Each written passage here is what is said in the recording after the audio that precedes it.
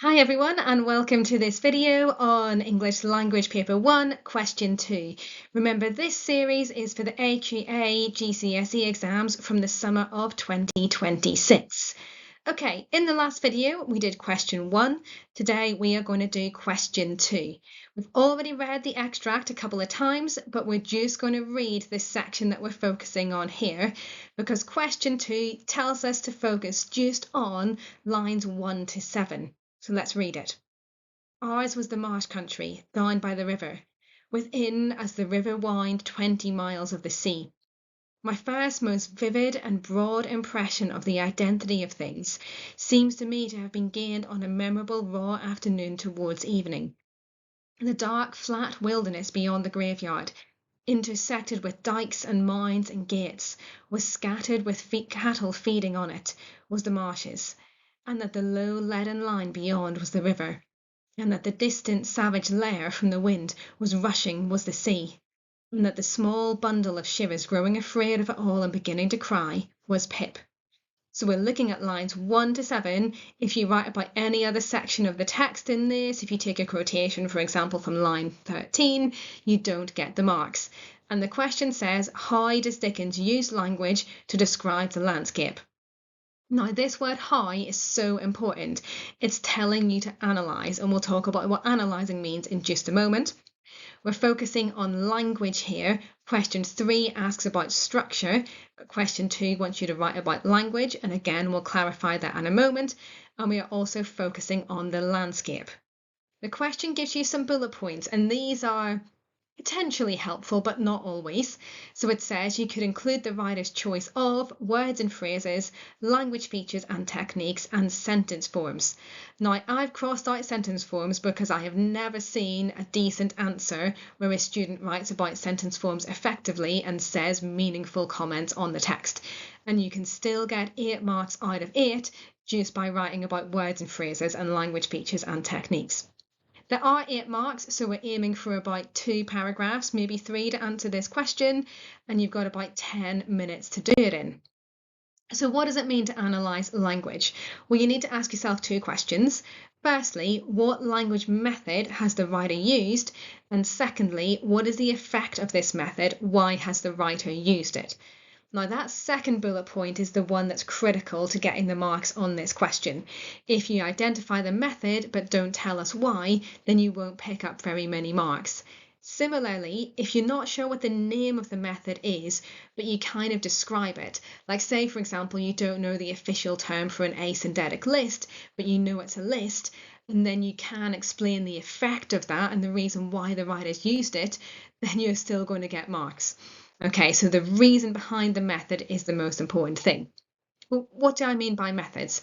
Well, language methods are words or phrases, so things that are smaller than a sentence. For example, simile, metaphor, imagery, personification, adjective, verb, and so on. In this video, I'm going to talk about imagery and verbs because these 2 methods are pretty much always there on the exam paper and they give you the most bang for your buck. There's an awful lot that you can say about these 2 things. Imagery is language that creates or evokes pictures. So, for example, similes, metaphors, symbols are all kind of visual language. An example of this might be the image of blood or the symbol of blood in Macbeth. We see that as a motif all the way through the play, that the characters are obsessed with the blood that's on their hands. Or you might have read in Inspector Calls, you might think about the engagement ring in an Inspector Calls as an image or a symbol of Sheila's desire to ascend to the upper classes. What we're going to do then is to identify the images that are in this particular text. So I want you to pause the video and jot down where you think you see an image. So it might be a picture, it might be a simile, it might be a metaphor, it might be a symbol, something visual that you can see in the text that links with a landscape, and then start the video again when you're ready. Okay, welcome back. Right, I've got a bit of a hack for this. If you've downloaded the knowledge organizer from my website, which is amysmithliterature.wordpress.com, you can see on the knowledge organizer at the bottom of the first page, I have got a grid with common images, symbols, and motifs that you might encounter in these texts. And on this grid, I have suggested what the potential meanings of each of these symbols might be. Now we have to look at these images and symbols in context. For example, the sea often symbolizes escape, but what we're going to see in this extract from Great Expectations is that it doesn't. Dickens subverts that, he turns it on its head.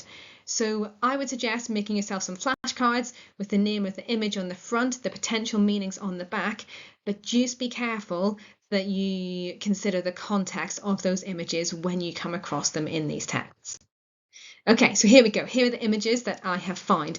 First of all, we've got the sea. As I've said, it usually symbolizes freedom, but this sea is really far away, and actually at the end of the text is described as a savage lair. We're going to talk about that in a minute. We've got the wilderness, which normally symbolizes danger, uncertainty, loneliness, fear. The graveyard, which is an ominous image of death and loss. And here we have the lair. So if you read that final sentence, the distant savage lair from which the wind was rushing was the sea. So Dickens is making a connection between the sea and this metaphor of the lair. Now, a lair is a place where a wild animal might live. You might have a lion's lair, for example, or if you're reading fantasy, you might have a dragon's lair. It's an ominous image of danger. So what Dickens has done is he's flipped an image that might be about freedom and escape and actually turned it into something really dangerous and oppressive. And by flipping that image, he makes it even more threatening, because something that you think is going to be really good for you and really positive actually becomes something really negative. Okay, let's talk about verbs. From primary school, you might know these as doing words, and certainly verbs describe actions. So for example, walking, running, jumping, and so on would be verbs. But there are also verbs that describe states of being. So for example, thinking or reflecting. I am thinking about doing my shopping. I might not be moving physically, but my brain is moving, and therefore we have a verb there. Now, when you're thinking about verbs, consider the levels of energy in the verb. If we're thinking about movement of a human, for example, you could have walking, you could have running, you could have jogging, you could have stumbling, wandering, dandering, whatever. And the different levels of energy in each of those verbs tell you something really important about that person's state of mind. If someone's wandering, they're probably not under pressure, they're just kind of dandering along, they're probably pretty chilled and relaxed. If they're running, well, they're either doing some exercise, or they feel like they're in danger, or they have an emergency to get to. So we can make different inferences depending on the level of energy in that verb. Right, here's your task then. Pause the video. I want you to identify the verbs in this extract and then start the video again when you're ready. Right, I've only identified one here. There are more, but actually this is the one that's going to give me a lot to write about when I come to do my answer. And it's the verb rushing, and this is describing the wind. And if we think of the wind rushing, it's about violence, it's about chaos, disorder, threat. The whole landscape seems to be imposing itself on Pip, threatening Pip, and confining him, trapping him in that space. Okay, thinking about writing up our answer then, here is an example that I prepared earlier.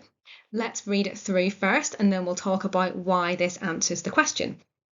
So throughout the first paragraph, Dickens emphasises how the landscape is threatening and oppressive, and it makes the child feel afraid.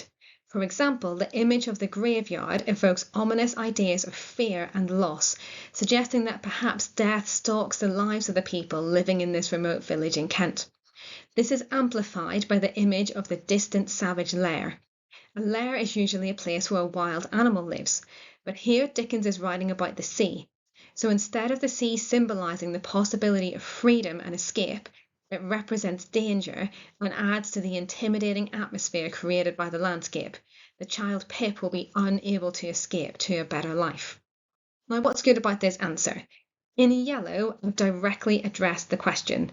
The question asks how Dickens presented the landscape, and I'm saying he presents the landscape as threatening and oppressive. So I've directly answered the question in my point sentence. Then, in my analysis, I've picked out the methods, the images. I've used some evidence there in pink, the graveyard and the distant savage lair. I've used those to give evidence to support my ideas. And then in blue, I've explained why Dickens has used those particular methods. And that's where most of the marks are for this question, that explanation of why the methods are used. So the image of the graveyard evokes ominous ideas of fear and loss, suggesting that perhaps death stalks the lives of people living in this remote village of Kent.